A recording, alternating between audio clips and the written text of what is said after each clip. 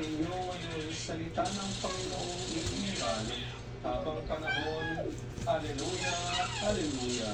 Sumainyo ang Panginoon. At sumainyo. Ang mabuting balita ng Panginoon ay ayon kay San Lucas. Papuri sa iyo, Panginoon.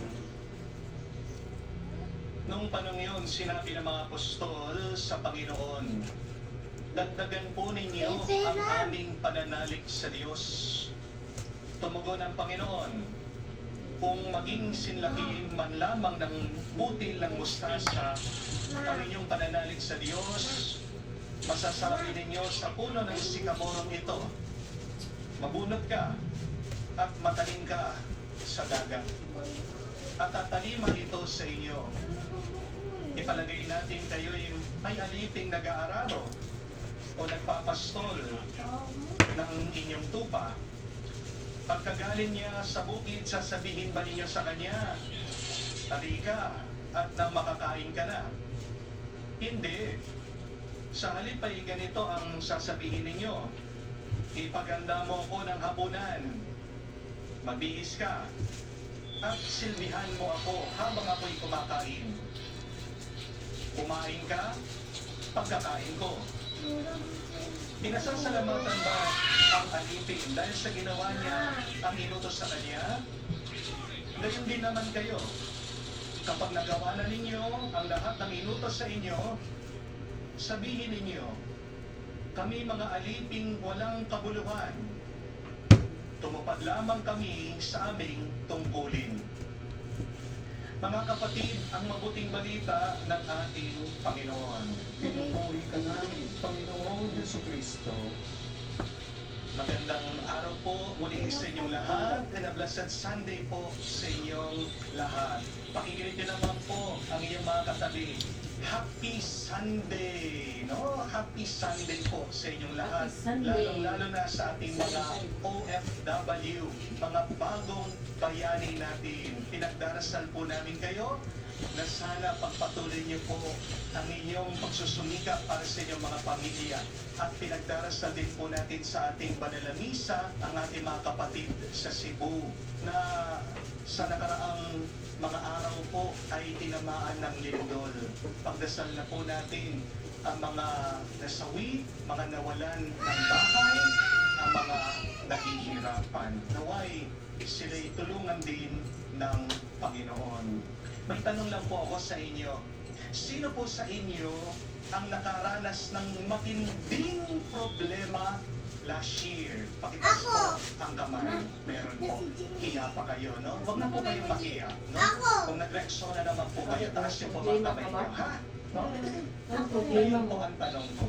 Sino po sa inyo yung nagkaroon ng napakaraming utang last year? Nasa kamay.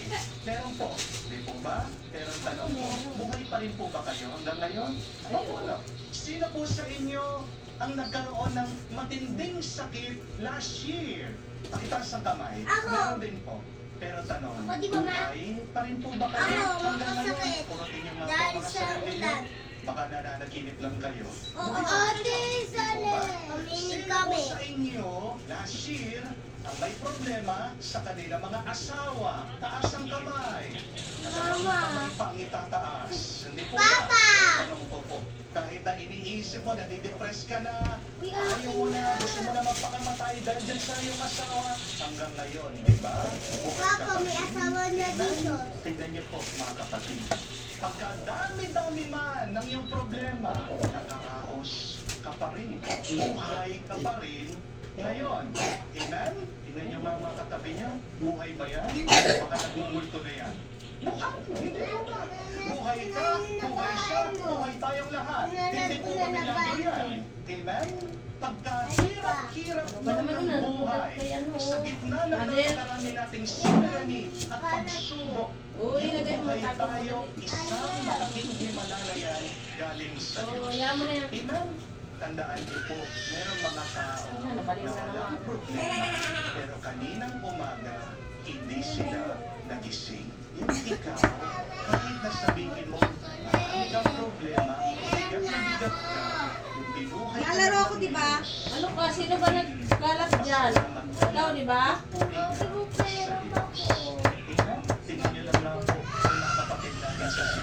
napakahintay po ng tulog ng ila, lumindol, nadaganan po sila ng pagkakalaki-laking mga bato. Eh, ikaw kapatid, nandyan ka, buhay ka pa. Yun yung mas mahalaga. Kasi ibig sabihin, may mangyayari pang mas mabuti. Ano pang inaalala mo? Pero yan ang tanong. Bakit napakarami sa atin ang dami ng Yung nalampasang napanood ko sa problema sa Lindo, buhay? yung may CCTV sila yung bata. Ang kanilang pananampalataya ng Iminto ng malakas eh. Ginagawa Yung nila ate niya sa Kuya ba yun? tulong ng Diyos sa kanila. Tapos tatay, tumakbo na lang sa labas. Yung bunso nila ginawa. Binalikan yung sibling ay susunod na bata. Hinawakan dito yung bunso nila oh. Hinila pa baba ay palabas. Bakit kaya yung mga Galing apostol niya. ng ating Panginoon Kasi laki lang eh. kasama naman nila si Hindi lang yung Jesus bata. araw-araw. Tapos yung bunso, nakaupo pa lang mga siguro 2 taon. Sila pa yung may Tatlo, lakas ng ganyan. loob. Parang si Tumingin sa Panginoon. Hinila Ano niya yung talaga yung tinatanong bata. nila? Ano yung Babae, nire-request hinila niya nila? dito sa damit. Panginoon, Bakit nga? dagdagan mo Lindon nga. naman Sinabasa na yung ibang mga kasama niya sa bahay. Tapos yung bata Dagdagan mo dito na naman iwan. Kaya ang aming hinalikan niya. Hinalikan niya kayo para siya hila ng ano. Ginano niya talaga yung bata. Parang lang dito yung damit. Bilang ang nila ating no. Panginoon. Hinila Sila po yan mismo yan. nakakasaksi sa mga kababalaghan, milagro, himala na ginagawa ng Iniwan ating na din sa may Panginoon. ano. Di ba dapat solid na yung gagawin? Pero bakit hindi? Yan yung nakakapagtaka. Ang laki Di ng po ba? iba. Pagkatapos ng lahat ng tinuro ng ating Panginoon, pinakitang himala ni Kristo, bakit nagdudod na pa rin sila? Nangangamba pa rin sila? Nangihina pa rin sila? Isang katotohanan yan, mga kapatid, na kahit na malapit ka sa Diyos, makakaranas ka pa rin ng panghihina sa iyong pananampalataya. Ilang, kaya wag po kayong magigilty kung kayo din po ay may problema sa iyong pananampalataya. Kahit na Ganun din ang isa na. Ano mo ka doon? Ano ko dito?